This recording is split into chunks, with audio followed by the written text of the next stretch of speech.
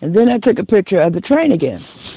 So, that being said, I went straight to the alternate route, went and got me 2 6-pound cans of Crisco to make more soap, of course.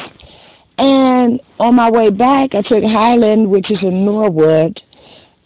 You know, that street I was going to take home. I ended up turning on that little side street that veers off of Highland. I don't know the name of the street, never have. I'll probably look it up and then figure it out. But anyway, when I got to Highland, where that railroad crossing is, the lights are flashing. The train is on the track, people. On the track. You could see it moving. It was going really slow, but it was moving. 3 cars zipped past this track. And 1 school bus. The school bus turned towards me because I was on that little side street. You know, and I'm sitting there like, no, she didn't. And they ain't gonna wave at me because they seen, hold on, let me show you what I'm wearing. They seen my first student vest. They knew I was a school bus driver. I guess they figured, hey. But what they don't seem to realize is all my training, 14 years of school bus driving, popped up there. Big, nasty no-no. I don't care if a train's on the track and the lights are flashing and the guy in the train's going, come on. We don't do that. They can't say, oh, well, you know, the train was delayed. No. If you are a certified school bus driver in the state of Ohio, and there are no school bus drivers in the state of Ohio that are not certified, you're either certified or you don't drive. We have to follow the same laws, the same procedures. It would have been better if she backed completely up the street to the first cross street and turned and went an alternate direction. The only other option is to wait until dispatch sends you help, which might be in the form of a police officer, a CSX officer, the safety advisor, something.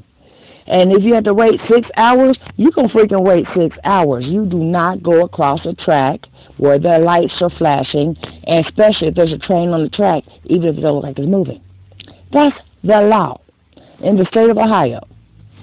There's laws on railroad crossings all across the land, but in the state of Ohio, I know that's the law. If I go to Dayton right now, that's the law. If I go to Columbus, that's the law. In Ohio. So I don't know why she's waving at me. Didn't even have on her hazards when she went over the tracks.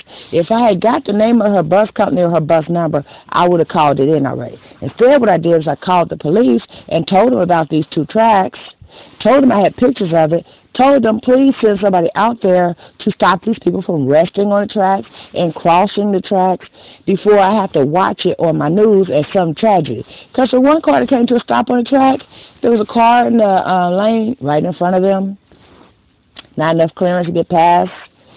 There was a car behind them. And here's the other lane. People are sitting there going around the crossbucks, almost into each other, trying to get past this thing. What if the train decided to come? And you can't say, oh, I didn't know. When you went past a gate that was down, lights flashing, that means a train could come at any time. And that means if it's malfunctioning, you don't even know when that train's coming. So you stuck on the tracks. Where are you going to go? You can't back up. You can't go forward. Bye. So before you do that, think about it. In Hyde Park in Cincinnati, Ohio, there's actually a sign at this one railroad crossing by a mall that says, do not stop on tracks. When I first saw that, I thought, how ridiculous, who would stop on some tracks? But you know what occurs to me? It must have happened for them to actually make a sign and stick it there. So remember, anytime it's train time, your safety is paramount. Do not put yourself in jeopardy over something goofy. If there's a malfunction, there's side streets. You can back up. There's alternate ways. If you have to go across the train track, once you start going, keep going. So make sure you have enough clearance on the other side of that track in your car, because I was in my car when this happened, and I didn't do it. I took an alternate direction, but I watched all these other cars do it. But even in your car, make sure you have enough clearance to get past the tracks, because what if the train comes? That car was resting on the tracks. It had no place to go if a train came. So think about that, people. Be responsible when your crafts, if your crafts involves, chemicals, even if that chemical, because lye is natural, even if it's natural, if it's caustic and acid, paints, stuff like that. Be responsible how you dispose of that stuff. If you're out driving, be responsible how you handle your vehicle behind the wheel. Do not put yourself in jeopardy.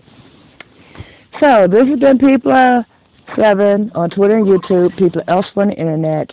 Don't forget to check out my blog. Don't forget to rate, comment, subscribe. Forget the fact that this video has been in 3 parts. And I'll talk to you.